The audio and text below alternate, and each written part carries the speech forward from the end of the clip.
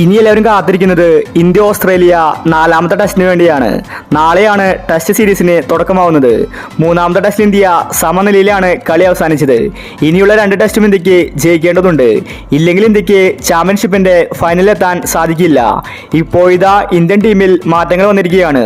ഇന്ത്യക്ക് സന്തോഷ വാർത്തയാണ് എത്തിയിരിക്കുന്നത്. അപ്പോൾ ഇതിനെക്കുറിച്ചാണ് നമ്മൾ ഇന്നത്തെ വീഡിയോയിൽ നോക്കുന്നത്.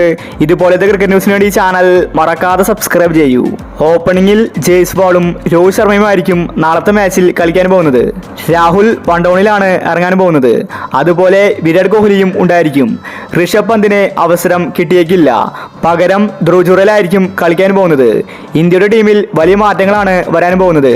അശ്വിന് പകരം പുതിയൊരു താരം സ്ക്വാഡിലേക്ക് എത്തിയിരിക്കുകയാണ്. ഓൾറൗണ്ടർ തനുഷ് കോടിയാനെയാണ് ടീമിൽ എടുത്തിരിക്കുന്നത്. ഇന്ത്യയുടെ ടെസ്റ്റ് ടീമിൽ മാറ്റങ്ങൾ വരികയാണ്. ഓസ്ട്രേലിയൻ ടെസ്റ്റ് കഴിഞ്ഞാൽ ഇന്ത്യയുടെ ടെസ്റ്റ് ടീമിൽ സീനിയർ താരങ്ങളെ ഒഴിവാക്കുമെന്ന റിപ്പോർട്ടാണ് വന്നിരിക്കുന്നത്. യുവതാരങ്ങളായിരിക്കും ടെസ്റ്റ് ടീമിൽ കളിക്കാൻ പോകുന്നത്. സഞ്ജു, ശ്രേയസ്, രഹാനെ, പൂജാര തുടങ്ങിയ താരങ്ങളെ ടീമിലേക്ക് എടുക്കുമെന്ന റിപ്പോർട്ടാണ് വന്നിരിക്കുന്നത്. ക്യാപ്റ്റൻ സ്ഥാനത്ത് നിന്ന് രോഹിത് ശർമ്മയെ നീക്കുകയാണ്. രാഹുലിനെ ടെസ്റ്റ് ക്യാപ്റ്റൻസി ഏൽപ്പിക്കുമെന്ന റിപ്പോർട്ടാണ് വന്നിരിക്കുന്നത്. ഒരുപക്ഷെ ഇന്ത്യ ചാമ്പ്യൻഷിപ്പിന്റെ ഫൈനലിലേക്ക് എത്തിയില്ലെങ്കിൽ ഓസ്ട്രേലിയൻ ടെസ്റ്റിൽ തന്നെ സീനിയർ താരങ്ങൾ വിരമിച്ചേക്കും. വിരാട് കോഹ്ലി, രോഹിത് ശർമ്മ, ജഡേജ ഈ മൂന്ന് താരങ്ങൾ വിരമിക്കാൻ സാധ്യതയുണ്ടെന്ന റിപ്പോർട്ടാണ് വന്നിരിക്കുന്നത്. BCCI ആണ് ഇപ്പോൾ ഇവരോട് വിരമിക്കാൻ ആവശ്യപ്പെട്ടിരിക്കുന്നത്.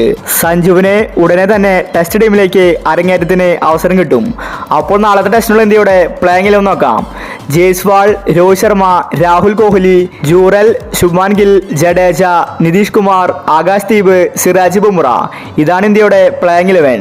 നാളെ ഇന്ത്യക്ക് എന്ത് വില കൊടുത്തും ജയിക്കേണ്ടതുണ്ട്. ഇനി ഒരിക്കൽ കൂടി ഇന്ത്യ തോറ്റാൽ ഇന്ത്യ ചാമ്പ്യൻഷിപ്പിൽ നിന്ന് പുറത്താണ്. അത്രയ്ക്കും ഡേഞ്ചർ സിറ്റുവേഷനിലാണ് ഇന്ത്യ നിൽക്കുന്നത്. അപ്പോൾ ഇതുപോലത്തെ ക്രിക്കറ്റ് ന്യൂസിന് വേണ്ടി ഈ ചാനൽ മറക്കാതെ സബ്സ്ക്രൈബ് ചെയ്യൂ.